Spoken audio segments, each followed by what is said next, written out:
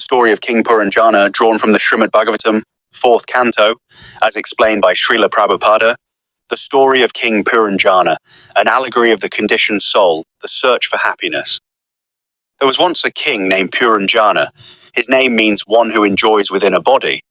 Wandering throughout the world in search of a suitable place to enjoy, he eventually discovered a beautiful city with 9 gates. This city appeared perfectly arranged for sense gratification. Near the city, he encountered a beautiful young woman, surrounded by attendants and protected by a 5-headed serpent. Puranjana was immediately captivated and asked her who she was and what she was doing there. She replied that she did not know who had created her or who her parents were, and she invited him to enjoy life with her in that city. Captivated by her beauty, Puranjana accepted.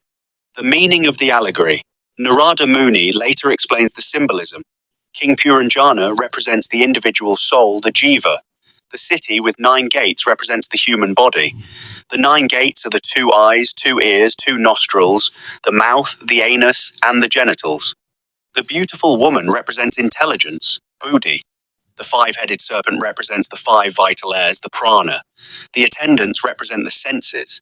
The soul enters the body and becomes absorbed in bodily enjoyment through the intelligence and senses. Life of sense enjoyment.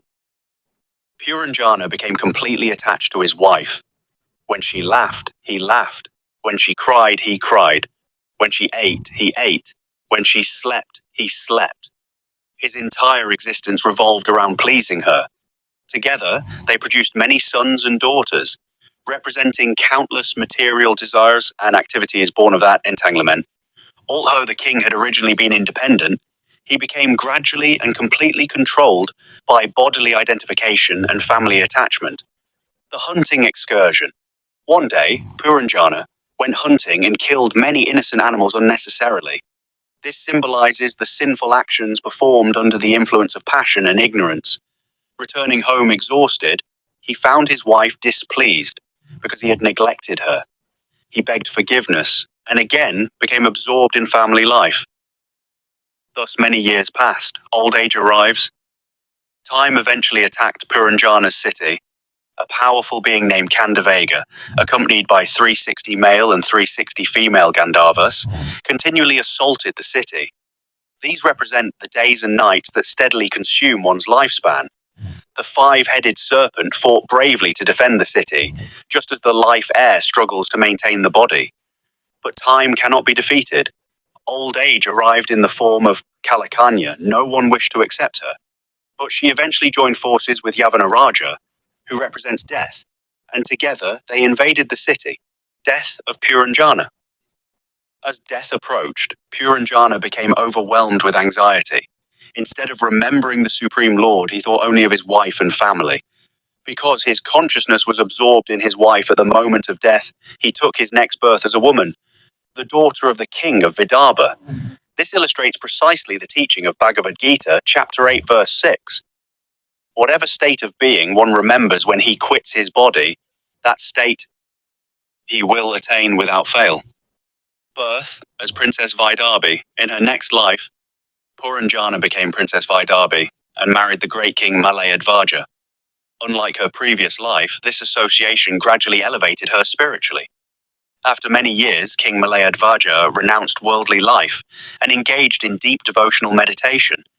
Eventually, he left his body, and his wife was overwhelmed with grief. The arrival of the unknown friend.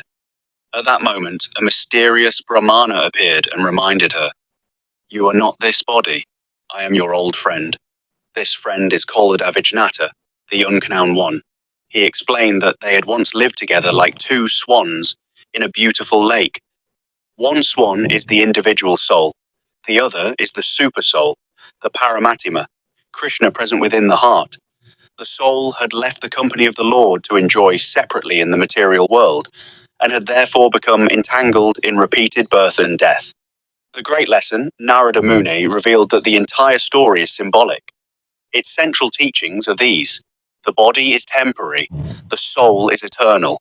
Time is constantly reducing the duration of life. Material attachments bind the soul to repeated birth and death.